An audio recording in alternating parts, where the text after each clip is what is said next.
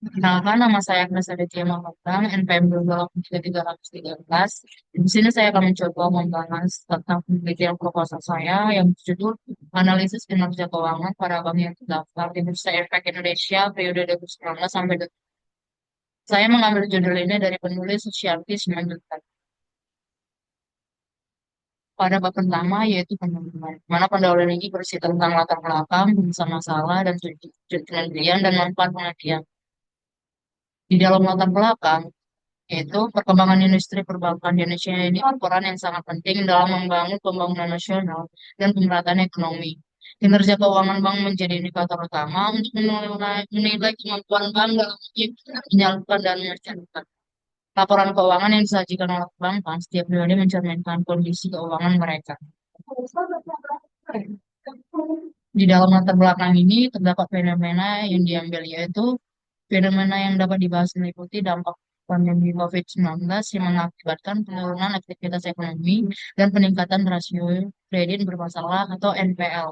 Perbandingan kinerja keuangan bank antara tahun 2019 sampai tahun penggunaan rasio keuangan sebagai indikator kesehatan bank, serta peran regulasi dan kebijakan moneter dalam menjaga stabilitas sektor perbankan. Di dalam rumusan makalah ini terdapat yaitu bagaimana kinerja keuangan bank yang terdaftar di Bursa Efek Indonesia periode 2019 sampai 2020 dan berdasarkan rasio likuiditas bank dan rasio solvabilitas bank.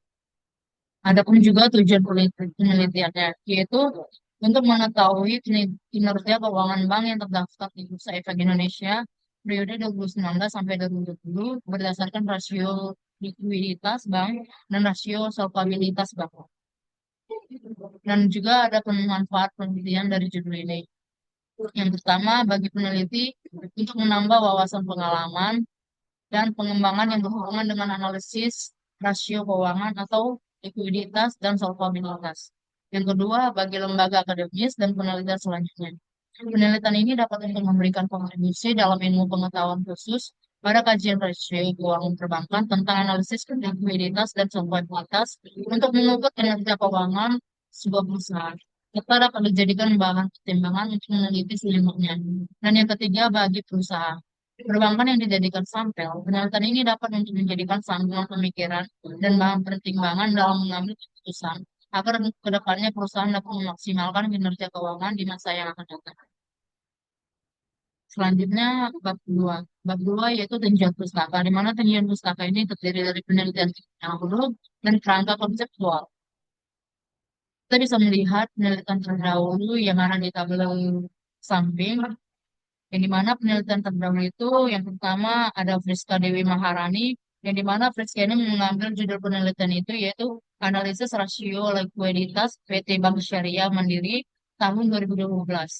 Dalam hasil penelitian Friska ini, hasil penelitian menunjukkan rasio likuiditas PT Bank Syariah Mandiri dalam keadaan yang sehat. Dan yang kedua, penelitian yang terdahulu yaitu ada Kristi Raipansa tahun 2015 dalam jurnal. Yang dimana Kristi ini mengambil judul penelitian yaitu pengaruh rasio probabilitas, likuiditas, dan leverage terhadap dividen payout ratio pada perusahaan farmasi yang terdaftar di Bursa Efek Indonesia.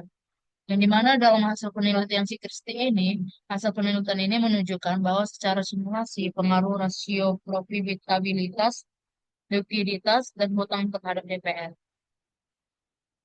Kita bisa melihat juga kerangka konseptualnya pada gambar yang ada di samping.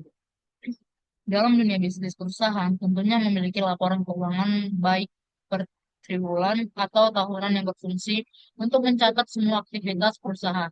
Melalui laporan keuangan triwulan 1 sampai triwulan keempat yang telah ada dapat diketahui di kinerja keuangan suatu perusahaan dengan indikator pengukuran kinerja keuangan yaitu rasio likuiditas bank dan rasio solvabilitas bank.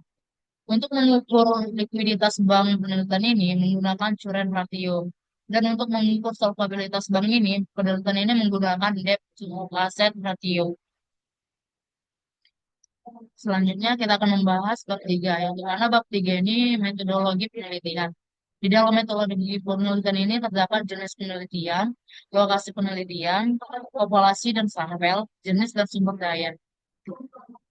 Di dalam jenis penelitian ini, menurut Sugiono, tahun 2019, yaitu jenis penelitian dilihat dari tingkat aktivitas jenis penelitian yang digunakan penelitian dalam penelitian ini adalah penelitian deskriptif, yaitu penelitian yang dilakukan untuk mendeskripsikan kinerja keuangan bank berdasarkan hasil analisis rasio keuangan yang sudah dipublish pada bank yang terdaftar di Bursa Efek Indonesia periode 2019 sampai 2020.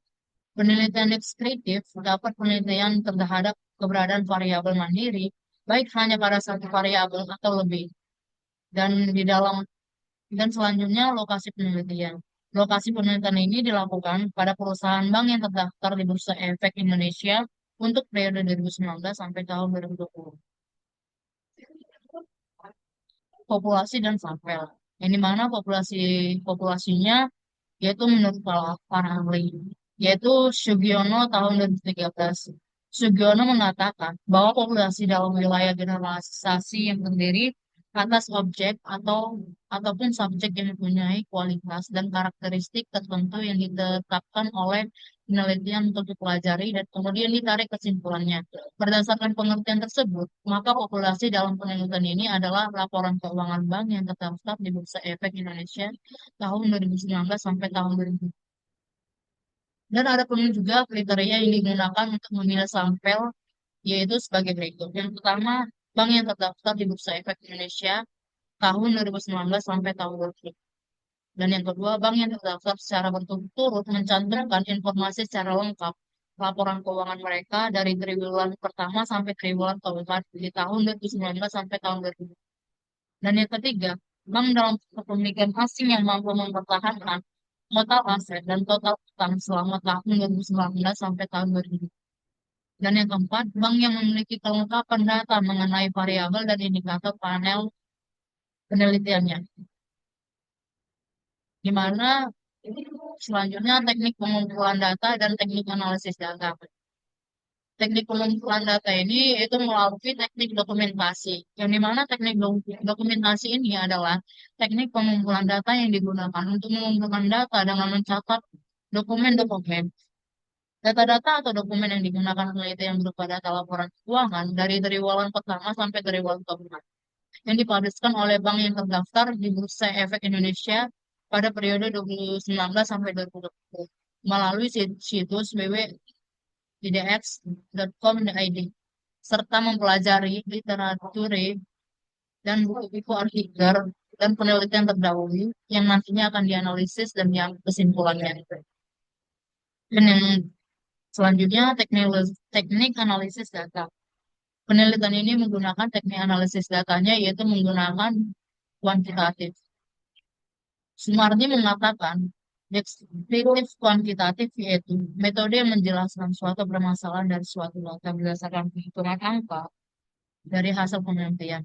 Dalam hal ini, data yang digunakan sebagai penganalisasian adalah data laporan keuangan triwulan pertama sampai triwulan keempat pada periode 2019 sampai 2020 dengan cara melakukan review data laporan, melakukan perhitungan, dan mengaplikasikan dalam hasil-hasil penelitian.